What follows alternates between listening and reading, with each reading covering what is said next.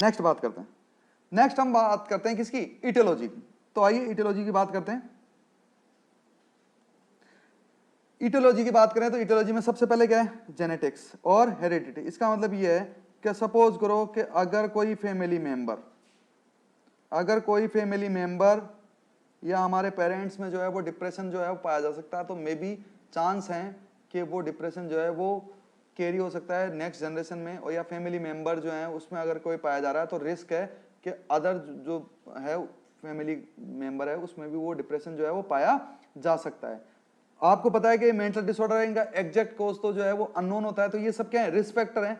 तो यहां पे हम ये देखते हैं कि जेनेटिक्स, मतलब जेनेटिक्स और हेरिडिटरी जो है वो भी कोज हो सकता है किसका, डिप्रेशन का। मतलब पेरेंट्स में है तो बच्चों में डिप्रेशन हो सकता है। दूसरा कि अगर आपके कोई फैमिली मेंबर को डिप्रेशन है तो आप भी रिस्क पे हो कि आप में वो डिप्रेशन पाया जा सकता है, रिस्क है कि पाया जा सकता है। दूसरा बायोलॉजिकल कोज, यहां से हमारे क्वेश्चन बनेंगे बायोलॉजिकल कोज से। तो आइए बात करते हैं कि हमने देखा कि बायोलॉजिकल कोज क्या है। पहला न्यूरोट्रांसमीटर तो क्या है, सीरोटोनिन, डोपामिन और नॉन एपिनेफ्रिन।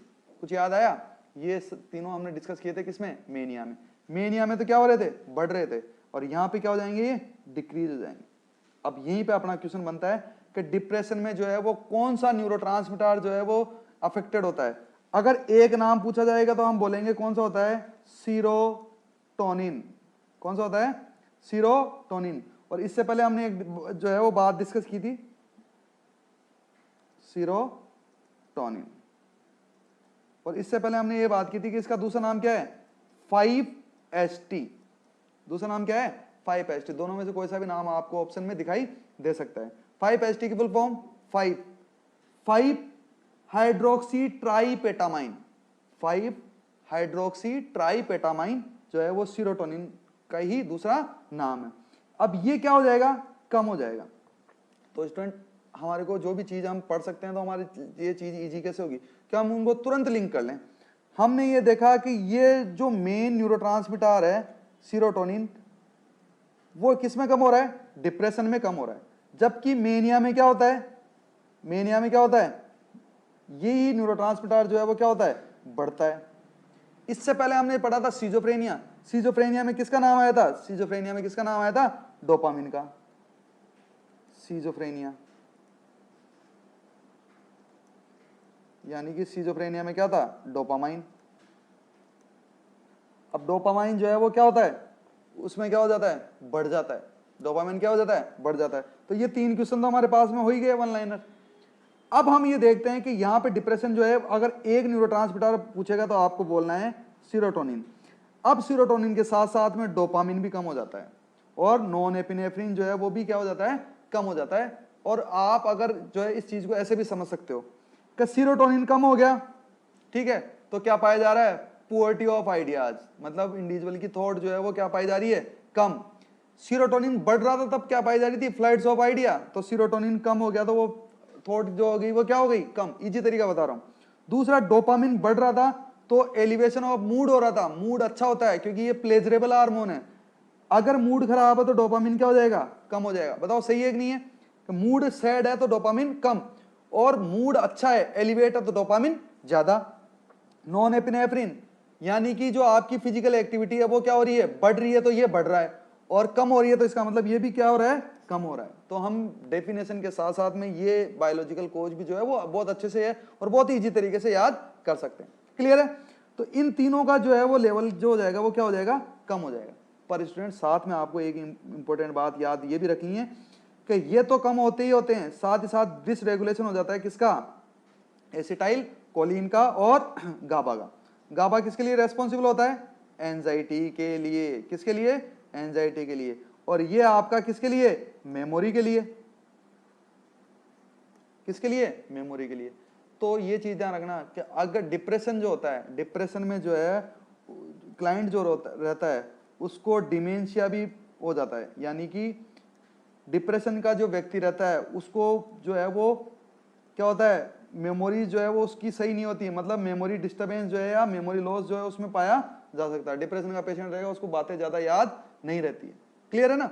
तो ये हमने देखते हैं कि डिसरेगुलेशन होता है किसका, एसिटाइल कोलिन का और किसका, गाबा का। क्लियर। दूसरा एंडोक्राइनल फैक्टर हो सकते हैं, हाइपोथायराइडिज्म, क्यूशन सिंड्रोम, ईटीसी। मतलब मैंने आपसे पहले भी बताया था कि जो एंडोक्राइनल हार्मोन्स हैं उनकी प्रेजेंस जो है वो जरूरी है, या उनका बैलेंस जरूरी है, किसके लिए? Proper functioning of neurotransmitter. अब एंडोक्राइनल कोई भी कोज होता है, उससे क्या होता है कि ये चीजें जो है वो सारी की सारी क्या हो जाती है? डिस्टर्ब हो जाती है। तो उसकी वजह से जो है ये कोज भी हो सकता है किसके? इटियोलॉजी में। नेक्स्ट हम बात करते हैं सोशल कोज, यानी कि सोशल कोज जो इन्वायरमेंटल कोज बोल सकते हैं, या कोई बाहरी कोज, जैसे फेलियर इन एग्जाम, या हम कहें कि फेलियर इन लव। ये सबसे कॉमन होता है, आपने भी पता है, इसके बारे में मेरे को ज़्यादा एक्सप्लेन करने की आपको आवश्यकता नहीं है, क्योंकि आप जो है वो इस बारे में बहुत अच्छे तरह से जानते हैं। क्लियर? अनएम्प्लॉयमेंट, बेरोजगारी, क्रोनिक डिजीज, कोई भी सीवियर इलनेस हो, जैसे एड्स की बात करें, कैंसर की बात करें, तो इनसे क्या होता है? सेल्फ जो मोरल होता है वो डाउन हो जाता है भाई, उसको इतनी जो है वो उसकी वजह से जो है वो उसमें डिप्रेशन हो सकता है। लोनलीनेस, अकेलापन, ये सब जो है वो क्या हो सकते हैं? सोशल कोज हो, जिसकी वजह से इंडिविजुअल में डिप्रेशन पाया जा सकता है। क्लियर? यहाँ पे हमारे जो है क्वेश्चन बनेंगे वो यहाँ से जो है वो सबसे ज्यादा बनेंगे, इसको हमने अच्छे से डिटेल में पढ़ा है।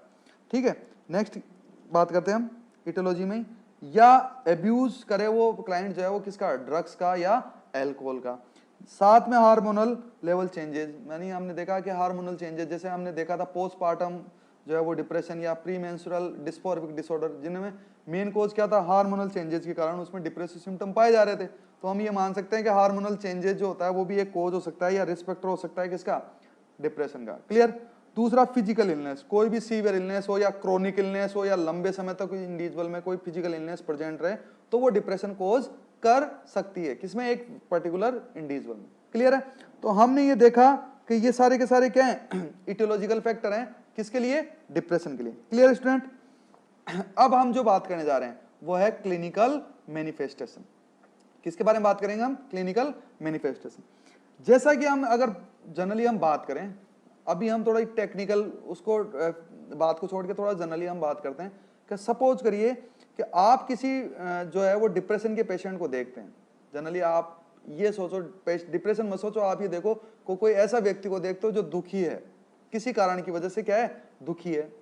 तो उसमें क्या क्या सिम्टम देखने को मिलेंगे? आप हम जनरल नॉलेज की बात कर रहे हैं, यहाँ पे साइकेट्री को छोड़ के जनरल नॉलेज की बात कर रहे हैं कि कोई दुखी व्यक्ति है तो उसमें क्या देखने को मिलेगा? उसका मूड जो है वो खुश रहेगा क्या? उसका मूड जो होगा वो कैसा होगा? सैड होगा, मतलब लो मूड जो है वो पाया जाएगा। खाना खाएगा? नहीं खाएगा। भूख जो है वो कम नहीं। आपको पता है कि आप जनरली हम क्या करते हैं, कोई भी हम जब दुखी होते हैं या परेशान होते हैं तो सबसे इजी चीज जो हमारे को छोड़ने के लिए दिखती है वो क्या दिखती है? खाना। कि हम कोई भी जब भी दुखी होते हैं तो दुश्मनी किसके साथ निकालते हैं? खाने के साथ। सबसे पहले हम खाना छोड़ते हैं। ठीक है, स्लीप डिस्टर्बेंस, और दूसरी बात यह है कि आपको क्या होती है? नींद जो है वो नहीं आती। एजिटेशन, मतलब एंजाइटी के साथ में आपको रेस्टलेसनेस। आप अगर कोई डिप्रेशन है आपको, या किसी चीज से आप दुखी हैं, तो आप उस चीज को आप चैन से बैठ सकते हैं क्या? नहीं, वो इंडिविजुअल जो है वो परेशान रहेगा, मतलब एजिटेशन जो उसमें पाया जाएगा। फैटिक, एनर्जी नहीं रहती है उसमें, बिल्कुल लो एनर्जी है। हम ये कहें कि डिप्रेशन का व्यक्ति जो है वो अगर दुखी होता है तो वो कैसे बैठता है? ऐसे उछलता रहता है क्या? नहीं। कैसे? उसका हेड डाउन होता है। शोल्डर जो होते हैं वो भी क्या होते हैं? सिकुड़े होते हैं, नीचे की तरफ झुके हुए होते हैं। तो जो उसमें एनर्जी की कमी होती है, और क्या पाई जाती है? फैटिक पाई जाती है। और डिफिकल्टी कंसंट्रेटिंग, इंडिविजुअल जो है वो डिप्रेशन के साथ में किसी भी पर्टिकुलर चीज पे अटेंशन और कंसंट्रेशन जो है वो पे नहीं कर सकता, मतलब आप उसमें अटेंशन और कंसंट्रेशन जो है वो बिल्कुल भी नहीं पाई जाएगी। तो जनरली हम ये देखते हैं कि ये जो सिम्टम्स हैं, ये जनरली जो है वो हम देखते हैं कि ये किसी भी डिप्रेशन के क्लाइंट में जो है वो जनरली पाए जाते हैं। पर सबसे जो इंपॉर्टेंट है वो है क्या है कि यहाँ पे जो है वो इंडिविजुअल का मूड जो है वो कैसा हो गया? डिप्रेसिव हो गया, यानी कि सैड मूड बोल सकते हैं, डिप्रेसिव मूड बोल सकते हैं, या हम ये बोल सकते हैं कि लो मूड जो है वो बोल सकते हैं। अब जो है हम इन क्लिनिकल फीचर्स को जो है वो क्या है डिटेल में डिस्कस करेंगे। क्लियर है? अब हम ये कहें कि बात हम करें किसकी? फीचर्स की या स्टेजेस की। स्टेज से कुछ याद आया? हमने मेनिया में स्टेज पढ़ी थी। कितनी स्टेज पढ़ी थी student? Yes, very good, 4 stage पढ़ी थी। कितनी स्टेज पढ़ी थी? 4। मनी अपने मन में जल्दी से रिवाइज कर लो, कौन कौन सी थी? यूफोरिया, इलेशन, एक्सल्टेशन और एक्सटेसी। तो हम ये बात करते हैं कि इसके फीचर्स भी पढ़ लेते हैं, साथ में इसकी स्टेज भी पढ़ लेते हैं।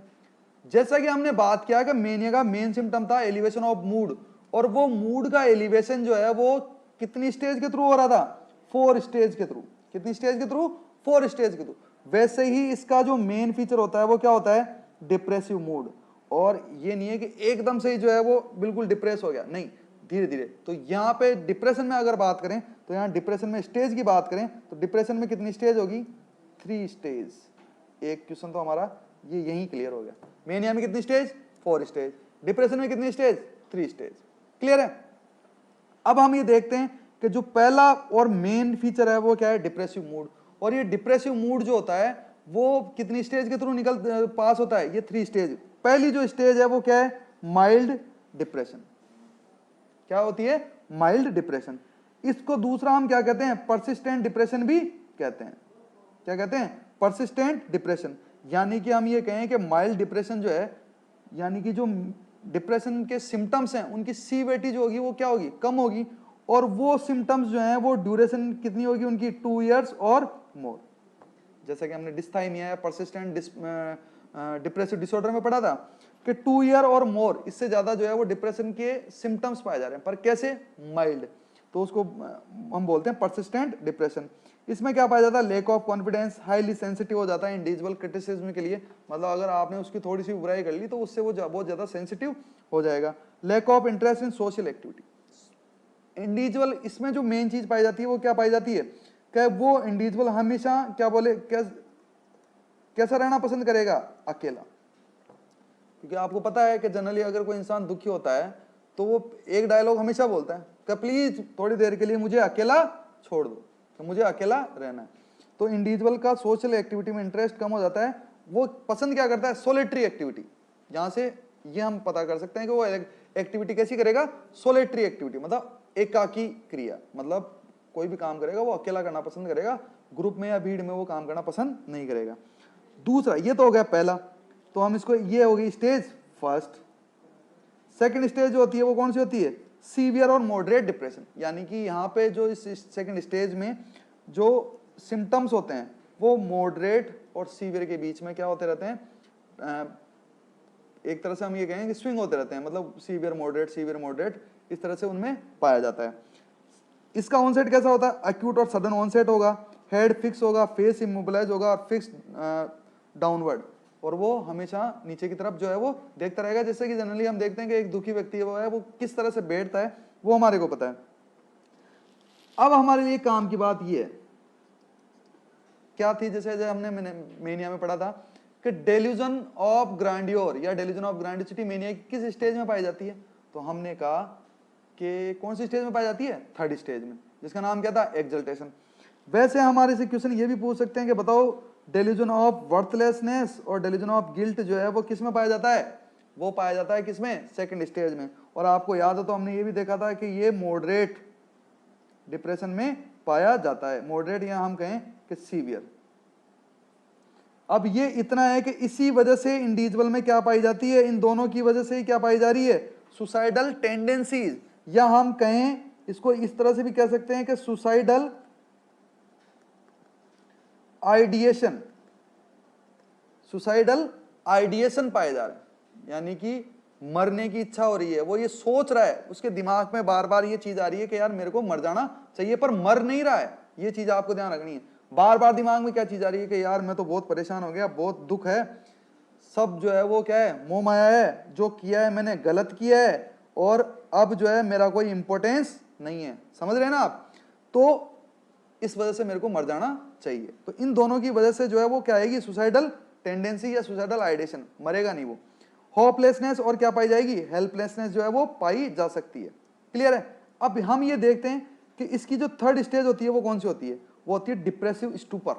क्या बोलते हैं उसको, डिप्रेसिव स्टूपर। ये सबसे मतलब मोर देन सीवियर होती है। यानी कि ये इंटेंस फॉर्म है किसकी, डिप्रेशन की। ये इंटेंस फॉर्म इसलिए, लिंक करके पढ़ो, इंटेंस फॉर्म इसलिए है क्योंकि इसमें क्या पाया जाता है, सुसाइड। इसमें सोचता नहीं है, ये कर ही लेता है। इंडिविजुअल जो है वो अपने आप को जो है वो नुकसान पहुंचा लेता है, मतलब अपनी जान ही वो खुद ले लेता है।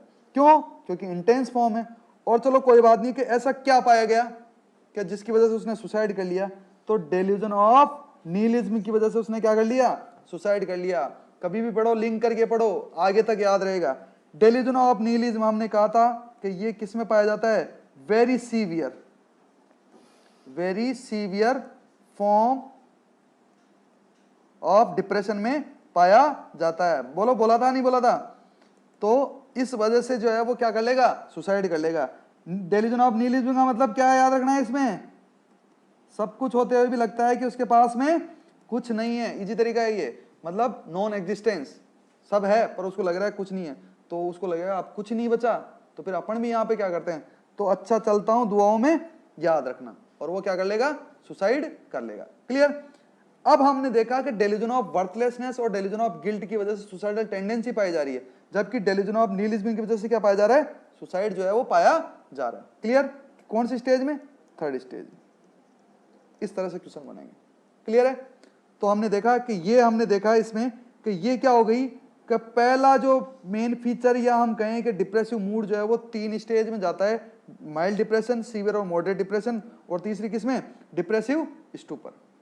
अब हम ये देखा कि मेन 3 कैरेक्टरिस्टिक थे, डिप्रेसिव मूड, दूसरा क्या था, पुअर्टी ऑफ आइडियाज या पुअर्टी ऑफ थॉट, और तीसरा क्या था, डिक्रीज साइकोमोटर एक्टिविटी।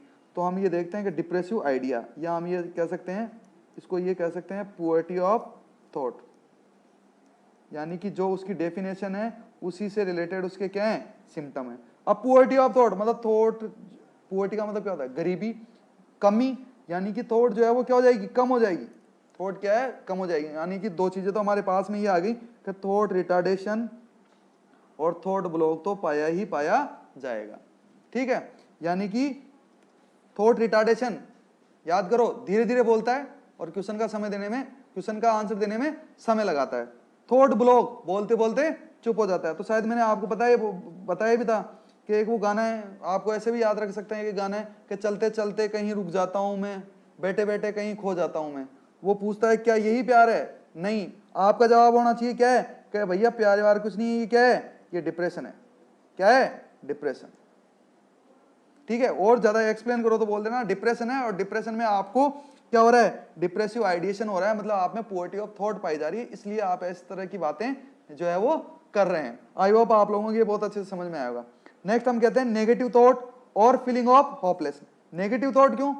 क्योंकि जब हम ये कहेंगे कि जब विचार ऐसे आएंगे कि वो अपने आप को नुकसान, सुसाइडल आइडिएशन आ रहे हैं, तो हम उसको क्या बोलेंगे, नेगेटिव थॉट। और फीलिंग ऑफ होपलेसनेस, उसको होपलेसनेस है, उसको लगता है कि यार अब जो है वो मेरी कोई मदद नहीं कर सकता है, मेरा बचने का कोई चांसेस नहीं है, तो वो हो गई फीलिंग ऑफ होपलेसनेस।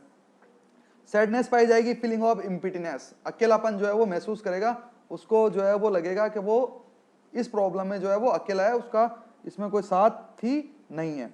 दूसरा loss of enjoyment of work, यानी कि एनेडोनिया आप बोल सकते हैं कि पहले आपको काम करने में, जिन काम करने में मजा आता था, डिप्रेशन अगर है तो उसमें, डिप्रेशन कंडीशन में आपको उन काम करने में मजा नहीं आएगा। जैसे गेम्स हैं, पहले आपको अच्छा लगता था, मजा आता था, पर डिप्रेशन है तो उन गेम में भी आपको मजा नहीं आएगा। ठीक है, सुसाइडल आइडिएशन, और साथ ही साथ आप में क्या पाई जाएगी, सुसाइडल आइडिएशन, आपको लगेगा कि मेरे को मर जाना चाहिए, तो वो चीज क्या है, सुसाइडल आइडिएशन। क्लियर? तो हमने दूसरी चीज देखी कि डिप्रेसिव क्या पाए जाएंगे, आइडिएशन। तीसरी चीज देख लेते हैं कि साइकोमोटर एक्टिविटी भी क्या हो जाएगी, कम हो जाएगी। ये तीनों डेफिनेशन में पढ़ा था हमने। साइकोमोटर एक्टिविटी कम होगी तो इसका मतलब क्या है कि जितनी भी फिजिकल एक्टिविटी है वो सारी की सारी कम क्या हो जाएगी, कम हो जाएगी। यानी कि जो डेली रूटीन एक्टिविटी है, अब जैसे नहाना धोना, ये सब क्या है, फिजिकल एक्टिविटी है या डेली रूटीन एक्टिविटी, ये सब की सब क्या हो जाएंगी, कम हो जाएगी। लैक ऑफ एनर्जी पाई जाएगी आप में, जो हमने डेफिनेशन में भी देखा कि लैक ऑफ एनर्जी पाई जा रही है, जिसकी वजह से आप में क्या है, हर चीज हर समय आप थका थका महसूस करेंगे और आपको कोई काम करने की इच्छा नहीं होगी, आपको लगेगा बस बैठे रहो, कुछ मत करो।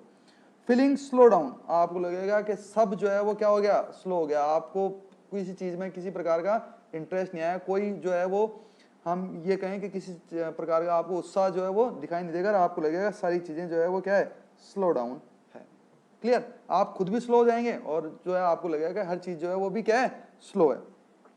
तो हमने देखा साइकोमोटर एक्टिविटी क्या हो जाती है, डिक्रीज हो जाती है। साथ ही साथ फिजिकल सिम्टम, जैसे मेनिया में हमने देखा था हाइपर एक्टिविटी के कारण क्या हो रहा था, डिहाइड्रेशन वगैरह, ये सब फिजिकल सिम्टम पाए जा रहे थे, तो इसमें भी फिजिकल सिम्टम पाए जाएंगे। नींद नहीं आएगी, भूख नहीं लगेगी, ये तो कॉमन हो गया। ठीक है, दूसरा अब्डोमिनल डिस्कम्फर्ट और कॉन्स्टिपेशन, जनरली हम ये देखते हैं कि डिप्रेशन में जो फिजिकल सिम्टम पाए जाते हैं उसमें क्या होता है, इंडिविजुअल को एब्डोमिनल डिस्कम्फर्ट होता है, ठीक है, जो हम कहें कि एक तरह से पेन होगा उसको, और साथ ही साथ क्या पाया जा सकता है, कॉन्स्टिपेशन पाया जा सकता है। ये जनरली फीमेल्स में देखने को मिलता है कि उनमें क्या होता है, डिप्रेशन जो होता है उस कंडीशन में कॉन्स्टिपेशन जो है वो ज्यादा पाया जाता है। डिक्रीज लिबिडो, लिबिडो का मतलब क्या होता है, सेक्सुअल डिजायर, सेक्सुअल डिजायर। जैसा कि मैंने आपको कहा कि डिप्रेशन में जो क्या होता है कि ऐसी एक्टिविटी में जो आपको पहले आपके लिए कैसी थी, प्लेजरेबल, वो अब कैसे हो जाएगी आपके लिए अनप्लेजरेबल, मतलब आपको उनमें प्लेजर फील नहीं होगा। तो सेक्सुअल डिजायर है वो भी क्या हो जाती है, कम हो जाती है। बॉडी एक और क्या पाया जाएगा, हेड एक पाया जाएगा। जैसे जनरली हम ये देखते हैं, आप कभी भी दुखी हो तो आप सिर पकड़ के बैठ जाते हो, आप ये कहते हो कि जो है मेरे तो बहुत तेज सिर दर्द हो रहा है कोई दुख की खबर सुन के, जनरली देखा ही है ना, तो हेडेक और बॉडी एक जो है वो पाए जाते हैं। क्लियर, तो ये सब क्या है, फिजिकल सिम्टम है। अब ये जनरली हमने देखा कि क्लिनिकल फीचर जो है हमने पढ़ लिए। अब एक इंपॉर्टेंट बात करते हैं हम कि वो तो जनरली पूछे जाते हैं और हमारे को पता भी है कि हाँ ये हमने डेफिनेशन के हिसाब से वो कर लिए।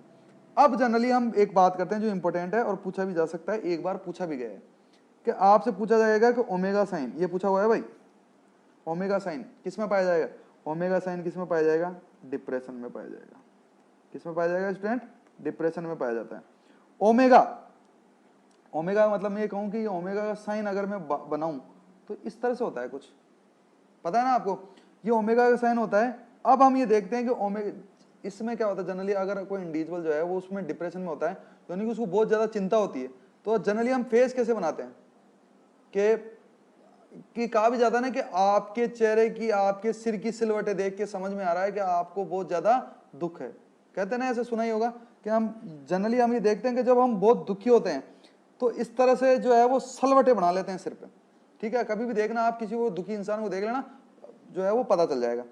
तो हम ये देखते हैं कि ये जो सिलवटें बनाते हैं तो उस समय जो है वो इस तरह से जो है वो साइन अपीयर होता है, वो कैसा, ओमेगा जैसा, तो उसको बोलते हैं हम ओमेगा साइन, जो कि किसमें देखने को मिलता है, डिप्रेशन में।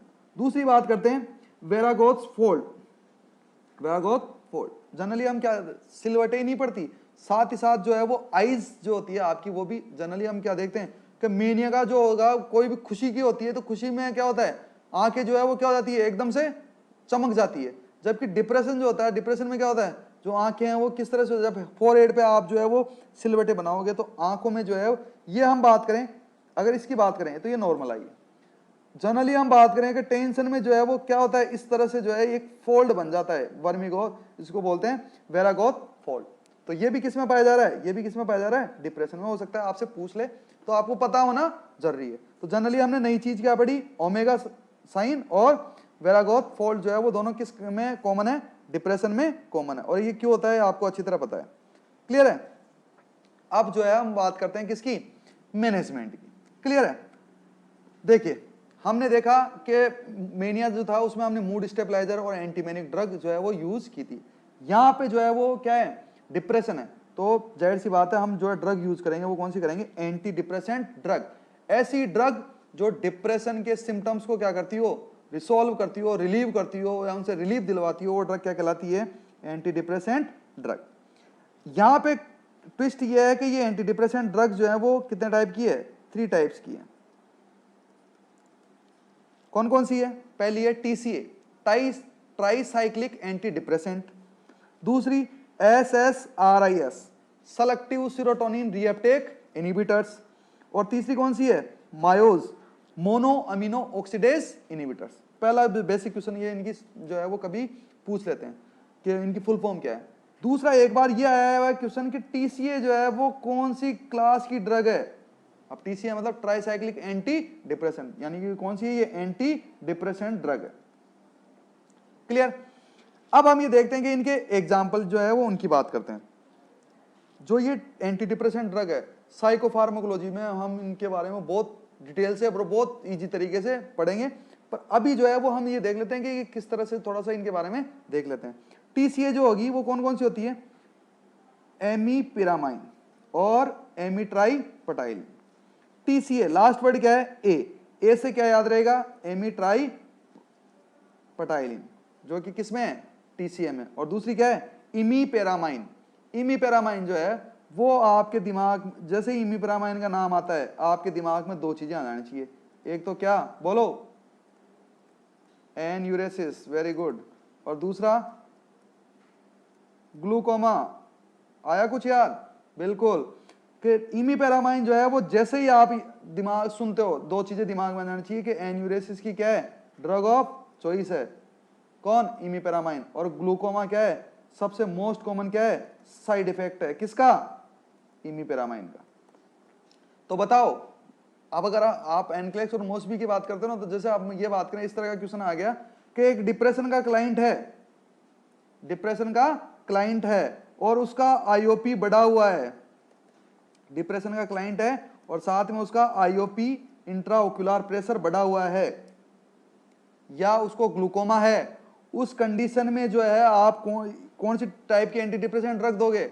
बताओ कौन सी दोगे? टीसीए दे दोगे क्या? नहीं, क्योंकि टीसीए तो क्या करती है, ग्लूकोमा कोज करती है, और ग्लूकोमा आईओपी क्या होता है, बढ़ता है, तो हम ये बिल्कुल भी नहीं करेंगे। तो ये चीज हमारे को ध्यान रखनी है। ये बात किसकी हुई? टीसीए की। दूसरा सेलेक्टिव सेरोटोनिन रीअपटेक इनहिबिटर्स की बात करते हैं, तो इसमें क्या है, पहला ही वर्ड क्या है, एस, या लास्ट ले लो एस, तो एस से सर्ट्रालाइन, दूसरा फ्लोक्सेटाइन, और तीसरा सिटेलोपाम। ये ड्रग्स हैं, जब हम साइकोफार्माकोलॉजी पढ़ेंगे तब इनके और सारे एग्जाम्पल, इनके जो ब्रांड नेम वगैरह, इनके बारे में बहुत डिटेल से डिस्कस करेंगे।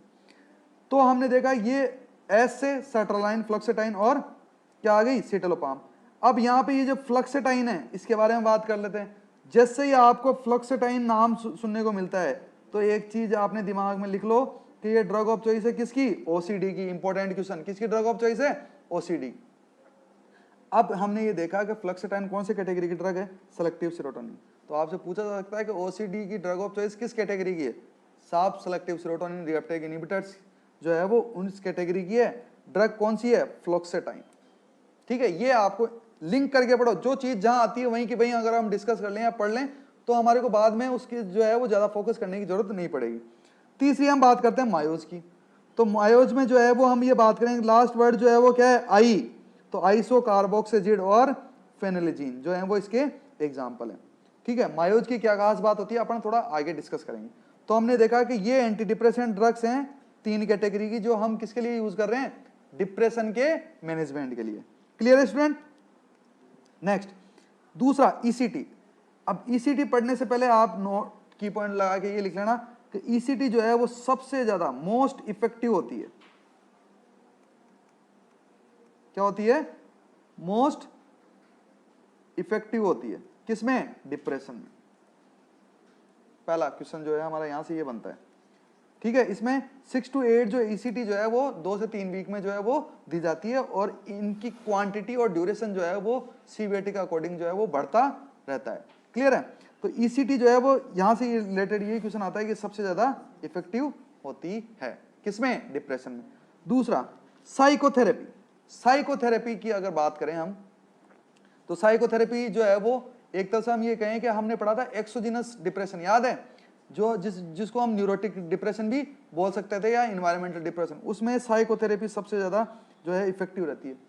और एंडोजिनस में क्या रहेगी, फार्माकोलॉजिकल मैनेजमेंट और ईसीटी। क्यों? क्योंकि इसमें तो कोर्स क्या था, बायोलॉजिकल। तो ये चीज ध्यान रखनी है आपको। साइकोथेरेपी देते हैं, सपोर्टिव साइकोथेरेपी देते हैं, कोग्निटिव थेरेपी देते हैं, ग्रुप थेरेपी देते हैं और फैमिली थेरेपी देते हैं। यानी कि मतलब लगभग हर प्रकार की जो थेरेपी है वो साइकोथेरेपी दी जाती है किसमें, डिप्रेशन में जो है वो दी जाती है। ठीक है, तो इस तरह से हम क्या करते हैं, डिप्रेशन का मैनेजमेंट करते हैं। क्लियर है?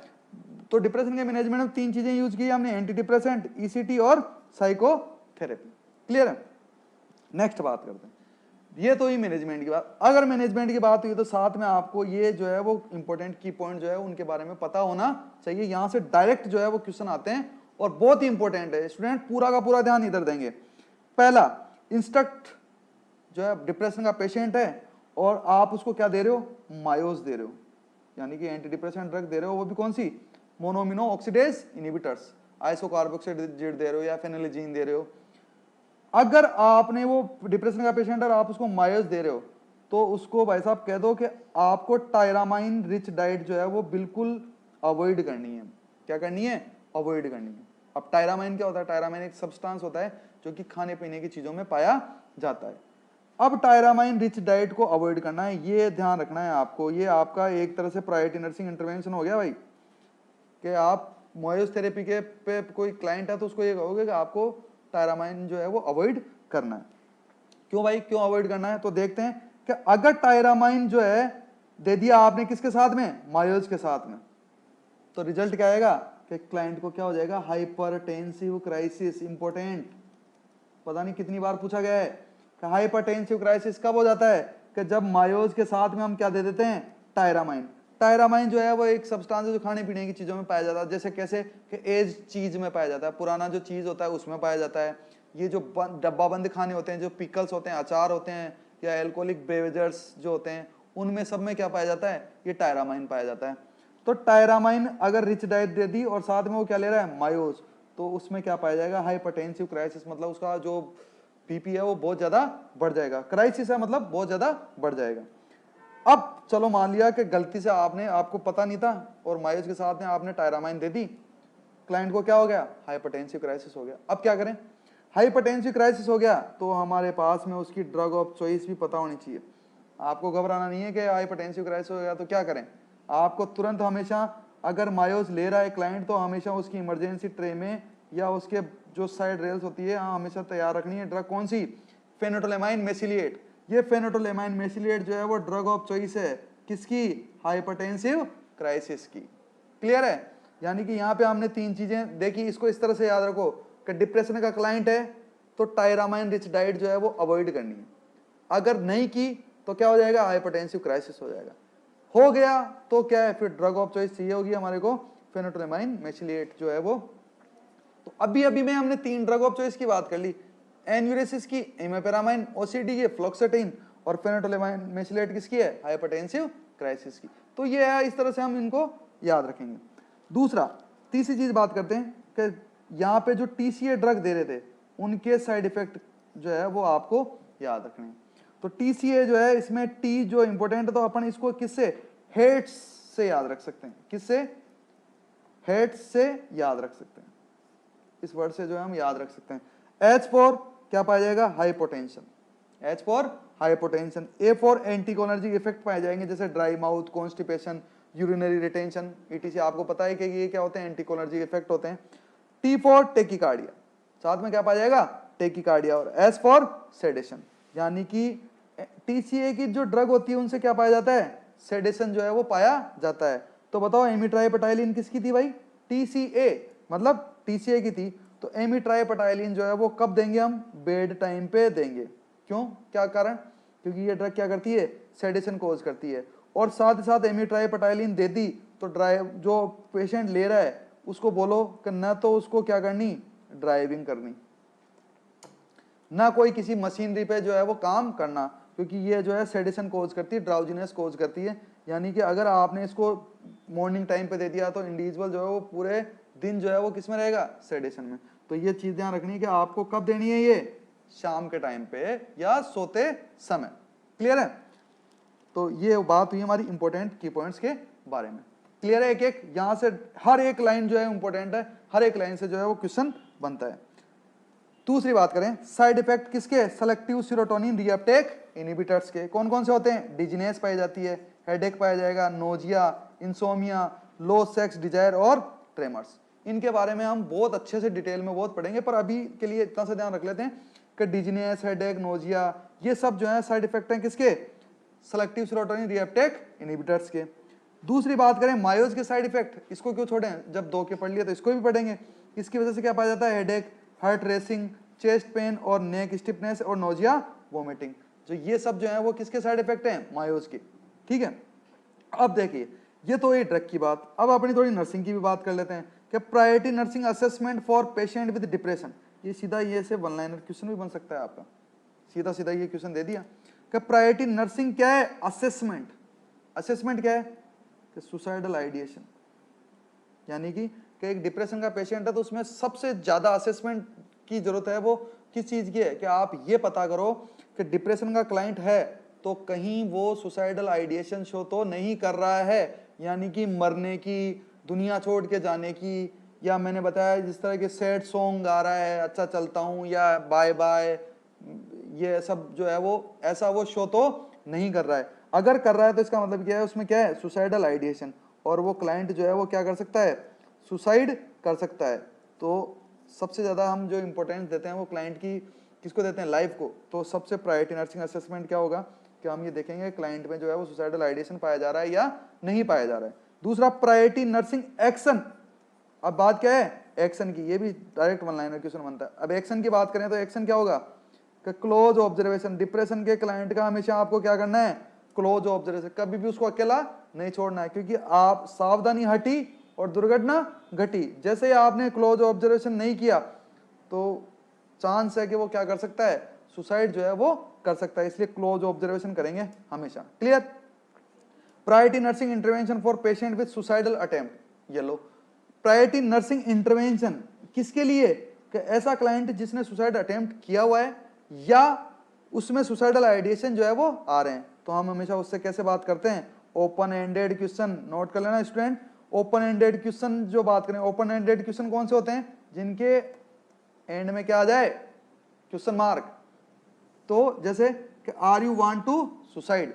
अब क्या होता है कि जनरली हम ये बोलें कि are you want to suicide, जैसे मैं बोलूं कि खाना तो खा के आए होंगे आप, या ये मैं पूछूंगा खाना खाओगे, तो मैंने बोला खाना खाओगे, तो अब मैंने मेरा काम कर दिया, आप पे डाल दी बात, अब आपको जवाब देना है।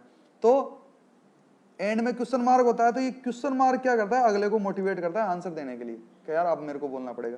तो ये ओपन एंडेड क्वेश्चन जो है वो हम यूज करते हैं कैसे, डिप्रेसिव क्लाइंट से बात करने के लिए। जैसे हमने कहा are you want to suicide, तो ये इस तरह के ओपन एंडेड क्वेश्चन जो है वो यूज किए जाते हैं, आपको ध्यान रखना है। क्लियर।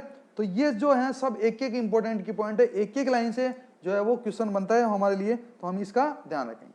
ठीक है। तो इस तरह से हमने ये देखा कि डिप्रेशन जो है उसके बारे में हमने जो है पूरे डिसऑर्डर के बारे में जो है अच्छे से पढ़ा है हमने, और बहुत अच्छी तरह देखा है कि डिप्रेशन होता क्या है, और क्या क्या फीचर्स पाए जाते हैं, क्या क्या एटियोलॉजी होती है, और क्या क्या चीजें हमारे लिए इंपॉर्टेंट है, और क्या क्या हमारे को ध्यान रखना है। ठीक है। तो ये तो ही पढ़ाई की बात। दूसरी बात जो है हम जनरल में आपसे कुछ कहना चाहता हूं, जैसा कि हमने देखा प्रेजेंट टाइम में, हम आपको डिप्रेशन के बारे में हमेशा एक चीज ध्यान रखनी है, depression is the living in a body. कि डिप्रेशन जो है वो ऐसी चीज है जो ऐसे शरीर में रह रही है, दैट फाइट्स टू सर्वाइव, जो कि जिंदा रहने के लिए क्या कर रहा है, सर्वाइव कर रहा है, with a mind that try to die.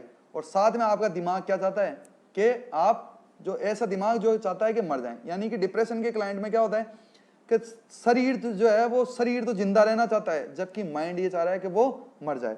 Generally क्या होता है कि इंडिविजुअल जो किसी भी चीज में क्या होता है, फेलियर हो या कोई भी दुख हो, तो उसमें ये वो सोचता है कि अब मेरे पास में कुछ नहीं बचा है। पर मैं ये चीज जो है वो ये इसलिए आपको बता रहा हूं कि आप अपने आसपास अगर कोई ऐसा देखते हो तो उसकी मदद कर सकते हो। तो हम ये देखते हैं कि मैं आपको एक ही बात कहना चाहूंगा इस बात पे कि रात कितनी भी लंबी हो उसकी सब सुबह जरूर होती है। यानी कि प्रॉब्लम कितनी भी गहरी हो उसका कोई ना कोई सॉल्यूशन तो होता ही है। आज तक ऐसी कोई दुनिया में प्रॉब्लम नहीं बनी है या कोई ऐसी क्वेश्चन नहीं बनी है जिसका जो है वो सॉल्यूशन ना हो। प्रॉब्लम जो है वो बाद में आती है, पहले क्या आता है, सॉल्यूशन। जैसे आपने कहा तो सुनी होगी ना कि जो है वो ताला बाद में बनता है, पहले उसकी क्या बनती है, चाबी बनती है। तो प्रॉब्लम कितनी भी बड़ी हो, अगर हम जो है वो उसको अपनों के साथ में डिस्कस करें, एक हेल्दी सोल के साथ में अपन उस चीज को सोचें कि जो है वो इसका किस तरह से हम जो है वो सॉल्यूशन कर सकते हैं। ठीक है। तो उस चीज का सॉल्यूशन हम कर सकते हैं। और इस एक जो खतरनाक बीमारी है जो प्रेजेंट टाइम में बहुत ही ज्यादा फैलती जा रही है, इससे हम जो है वो बच सकते हैं। साथ ही साथ हम बचे रहें, साथ ही साथ अगर कहीं ऐसा कुछ देखते हैं तो हम उनको भी एडवाइस कर सकते हैं। तो हमने देखा डिप्रेशन। तो इसी के साथ में मैं ये कहता हूँ आपको ये टॉपिक बहुत अच्छे से समझ में आया होगा। नेक्स्ट टॉपिक के साथ में फिर से मिलेंगे। धन्यवाद।